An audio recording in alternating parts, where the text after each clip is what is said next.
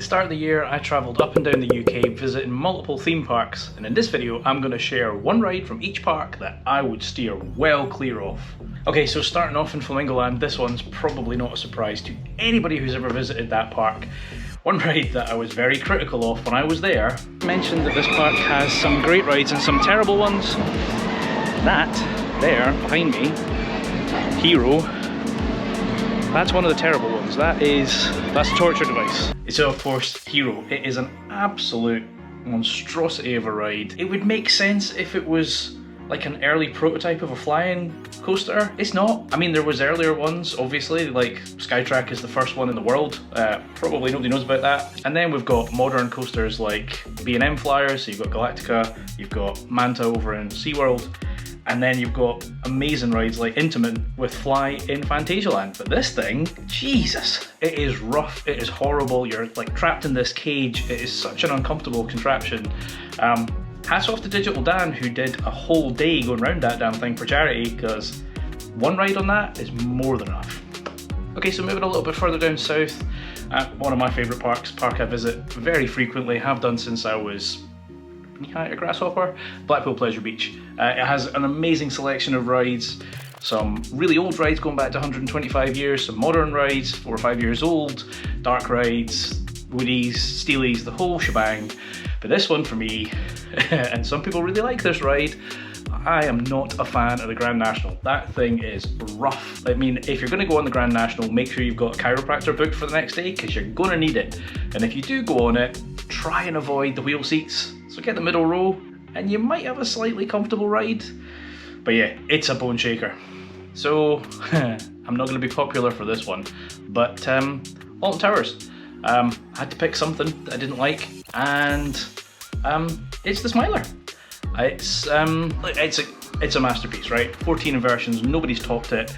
We've got, it's been 10 years now, and it's still there as the top ride in that category. It's rough. It's a bit of a headbanger. I've been on it a handful of times this year, and some are okay, and other times I've come off needing to go and take some paracetamols because it's bloody sore. Couple that with the fact that no matter what they do, the queue is typically massive. Yes, you can go on a really quiet day and you can walk on that ride, but most of the time you're talking an hour plus, unless you're willing to go in the single rider. So yeah, for me, Smiler. Heading further down south again, and this ride, again, I was quite critical of this ride when I went on it earlier in the year. It's as bad as I remember it being. There have been rumours they're putting a sit-down train on it. Maybe they will, maybe they won't. They obviously haven't this year. It needs something. It is really uncomfortable. Shockwave. Now, Shockwave is no more, at least not as Shockwave. The park is obviously closed for winter season, but they are removing Shockwave as we know it.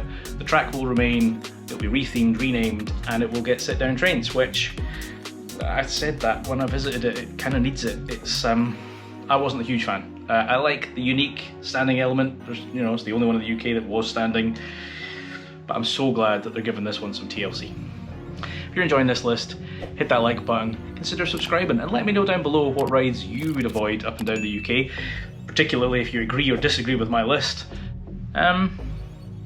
This one's a weird one. So I've visited Fantasy Island on my road trip around the UK, and the ride I'm going to pick is the one ride I did not get on, and that is kind of why I'm picking it, and that is Odyssey. I really want to get on this ride. It's like a very unique Vekoma SLC, it's significantly larger, etc., but it wasn't running, and that seems to be a recurring theme from what I've seen. It typically is broken, or it valleys, or there's something wrong with it. So I don't know what it's like. I don't know if it is a smooth SLC, if such a thing exists, but yeah, I was disappointed with that ride, so it's on my list.